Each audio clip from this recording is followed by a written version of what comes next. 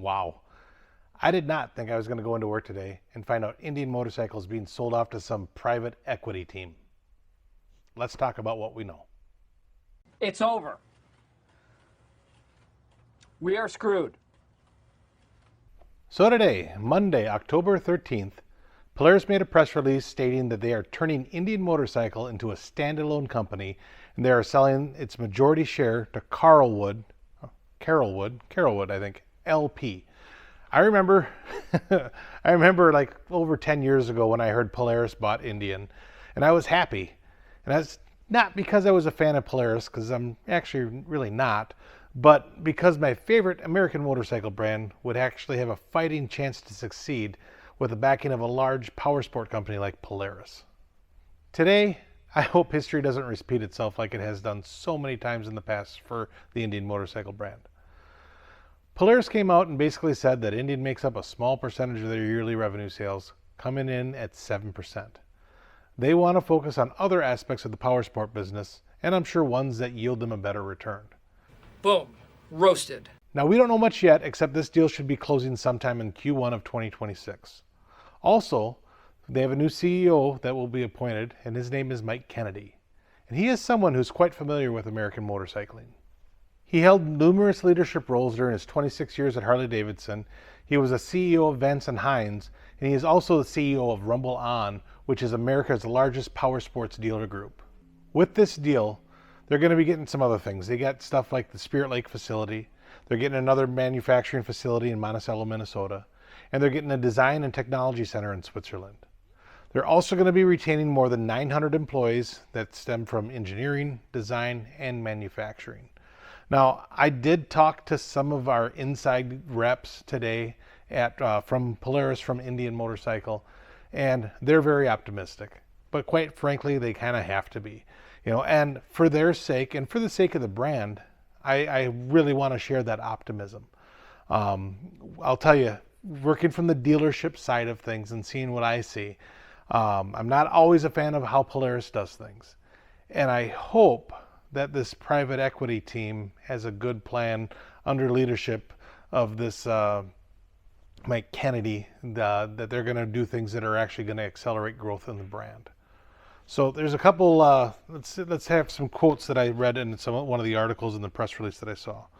So Indian Motorcycle is an iconic brand built on American heritage, craftsmanship, and most importantly, a community of riders.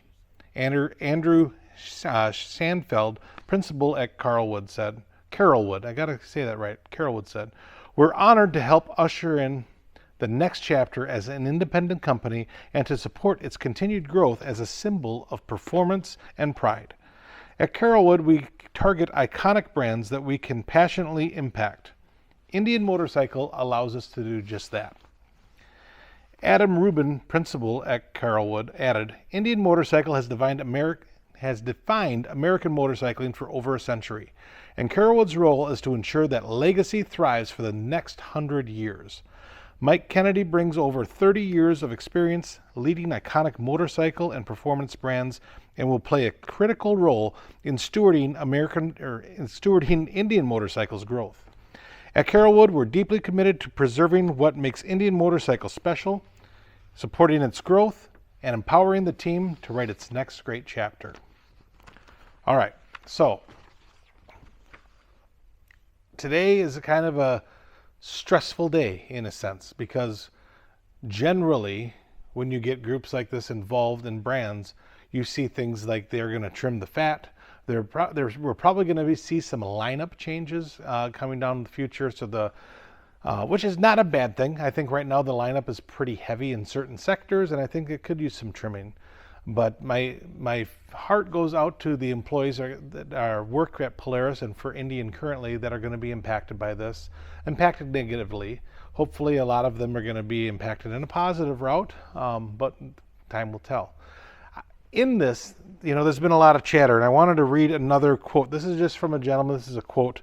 His name is Paul H. Let's just leave it at that. So Paul, if you're watching, I didn't want to put your whole last name out there, but I thought this summed up a lot of what I think people are feeling. And it says this: to grow the brand that some comments are hoping to see, It requires investment with a questionable return.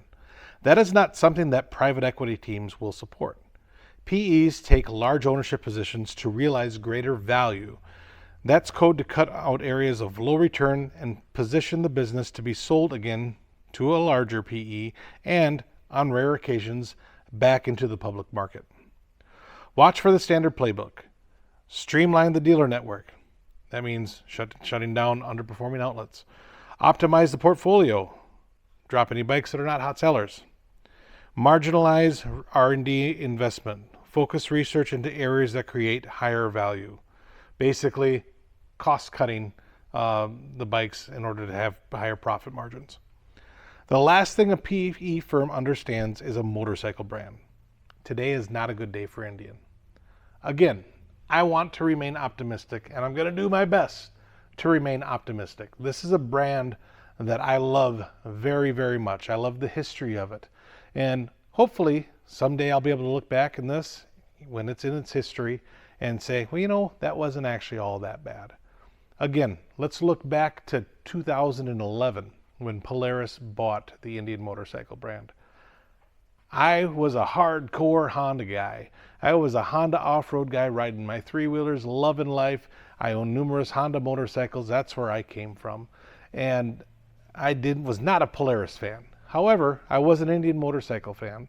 And when I heard that Polaris, one of the largest power sports companies in the world, was buying the iconic brand Indian motorcycle, I thought, this is great. Now they're going to have some real financial backing.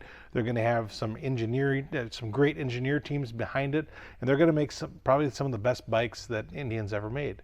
And that is what happened. With what is going on nowadays, or with what is happening today, I'm not nearly as happy and as optimistic as I was back in 2011. And I hope that the 125th year of Indian Motorcycle, which is 2026 by the way, is a great year under this new ownership and under this new direction that they're going to take us. So I encourage all of you to stay optimistic, especially if Indian Motorcycle is also a brand that you love and a brand that you'd love to see succeed. I think that the strides that Polaris has made in the last 10 years, 11 years with the brand have been great, and that they have positioned themselves to be a real competitor to Harley-Davidson, and they've done a really good job of giving us a choice when it comes to American motorcycling. So let's hope that the next 10 years continue on the same trajectory, and I guess tomorrow's a new day, and we'll see what tomorrow has in store for us. So let me know what you guys think. Let's start up some comments down below. I kind of threw this video together real quick right after work. So I haven't done a whole lot of research and done a whole lot of reading yet because the day, had plenty of other things going on in it here. So let me know what you think. I'm going to have more follow-up videos. I'd already been planning on doing a video on Indian's future direction when they release the 2026 lineup. So I guess we're going to have a little bit more to talk about that when that video finally goes public, probably in November at some point. So, but let's strike up some conversation. Let me know what you think. Do you think this is good for Indian? Do you think this is going to be good for the brand? Do you think this is going to be good for us as consumers? I sure as hell hope so. I look forward to many more great years being able to going into a dealership and buy a new Indian motorcycle. And I'm going to stay as optimistic as I can. So look forward to hearing what you guys have to say.